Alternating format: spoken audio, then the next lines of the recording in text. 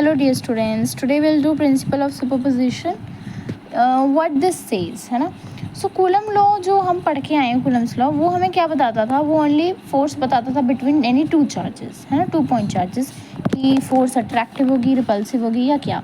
But यहाँ पे आप देख सकते हैं कि कितने सारे चार्जेस हैं और कितनी सारी फोर्सेस लग रही हैं, और हमें बताना है कि एक पर्टिकुलर चार्ज पे कितना फोर्स लग रहा है, तब हमारा प्रिंसिपल ऑफ सुपरपोजिशन काम में आता है, तब हम कूलम्स लॉ अप्लाई नहीं कर सकते. ठीक है. सो हम ये कहेंगे Coulomb law give the force between the two electric charges. The principle of superposition gives a method to find the force on a given charge when a group of charges are interacting. ठीक है. Now आपने क्या लिखना है, इसकी statement लिखनी है, फिर मैं आपको फिगर समझाती हूँ. पहले आप लिखो कि द प्रिंसिपल ऑफ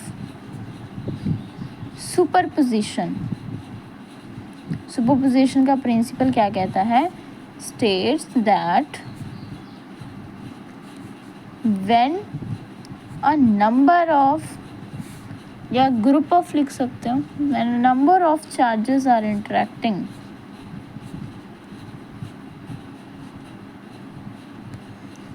then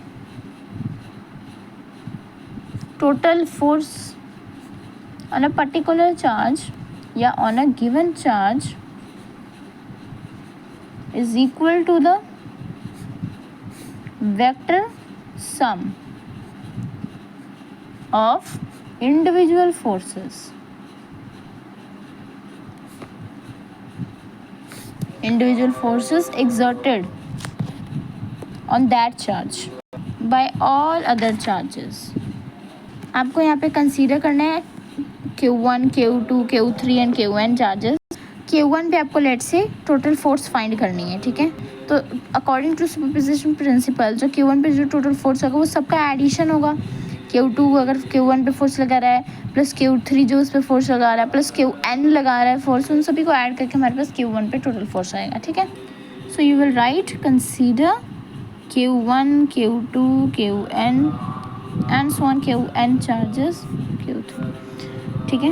यहाँ पे हम Q1 चार्ज लेट कर देंगे where total force due to all other charges, due to other charges is to be determine. ठीक है. आप ऐसे लिख सकते हो.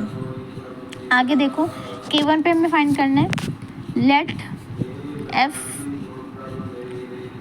F12 force on Q1 due to Q2, F13 force on Q1 due to Q3, F1n, क्योंकि so on करते जाओगे तो ऐसे चलता रहेगा, और फिर हमारे पास यही आएगा कि Q1 पे ड्यू टू देयर अलग डिफरेंट चार्जेस उस पर फोर्स लगा रहे हैं. अब अकॉर्डिंग टू सुपरपोजिशन प्रिंसिपल बहुत ईजी है ये.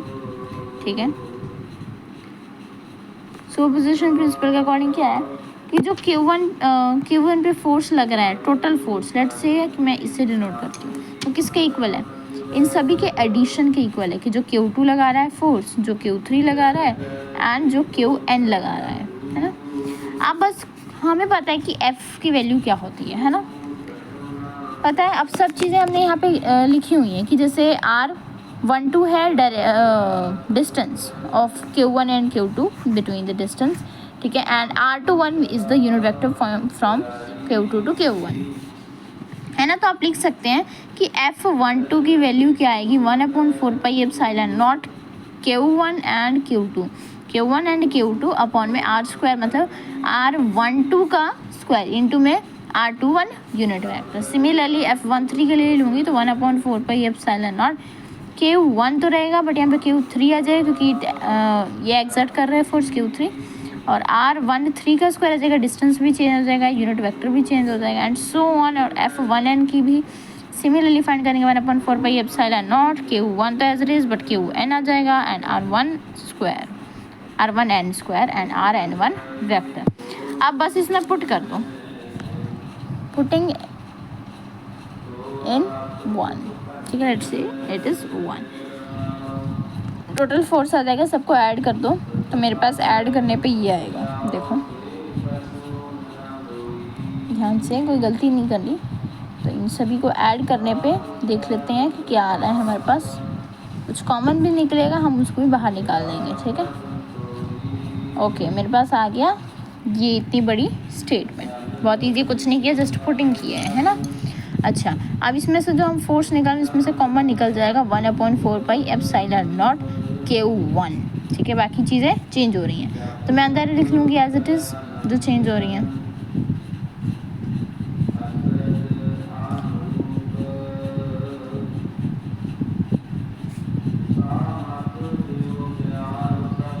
ठीक है, मैंने ये भी लिख लिया। अब आपको क्या करना है, ध्यान से देखो, ये एज इट इज़ लिख दिया। अब यहाँ पे आप लोग देखेंगे तो यहाँ पे मतलब कोई मेथड हम लिख सकते हैं कि ये मतलब कैसे बन रहा है ना, इजी वे में करने के लिए आप यहाँ पे भी छोड़ सकते हो, बट अगर आपको करना है आगे, सॉरी ना, देखो कि अगर आपको क्या करना है इसमें से मतलब इजी करना है, एक तो ये आपका आंसर आ सकता है कि इतना फोर्स लग रहा है Q1 पे, नहीं तो आपको क्या करना है, समीशन लगा सकते हो क्योंकि एडिशन है ना। अब आपको देखना है कि ये कहाँ से स्टार्ट हो रहा है, जैसे ये Q2 है तो मैं I लिख सकती हूँ क्योंकि I स्टार्ट्स फ्रॉम 2 से ही स्टार्ट हो रहा है, फिर 3 एंड सो ऑन, तो मैं n तक लिख सकती हूँ, I से I = 2 से n तक, है ना। तो I लिख दूँगी और नीचे क्या लिखूँगी R, ये 1 सब में सेम है तो 1 एज इट इज़ लिख दूँगी, 2 3 4 ये चेंज हो रहा है तो मैं यहाँ पे I का स्क्वायर लिख दूँगी, इनटू में ये वाला चेंज हो रहा है तो मैं I यहाँ पे लिखूँगी, 1 एज इट इज़ रहेगा, ठीक है। ये एक आपका अनदर फार्मूला आ गया कि Q1 पे इतना टोटल फोर्स लग रहा है। So this was the principle of super position. I hope it is clear. Diagram को अच्छे से समझे कि फोर्स इधर को जाइए या इधर को जा रही है, और फिर यूनिट वेक्टर इसके डिस्टेंसेस देखें, टोटल चार्ज Q1 पे टोटल फोर्स Q1 पे फाइंड करना था तो हमने कैसे किया वो सब आप समझे इस वीडियो को देखने के साथ साथ, एंड कंसेप्ट क्लियर होगा तो एवरीथिंग इज़ क्लियर, ठीक है। So I hope it is clear to everyone, principle of superposition. Next video we will discuss continuous distribution of charge. Thank you.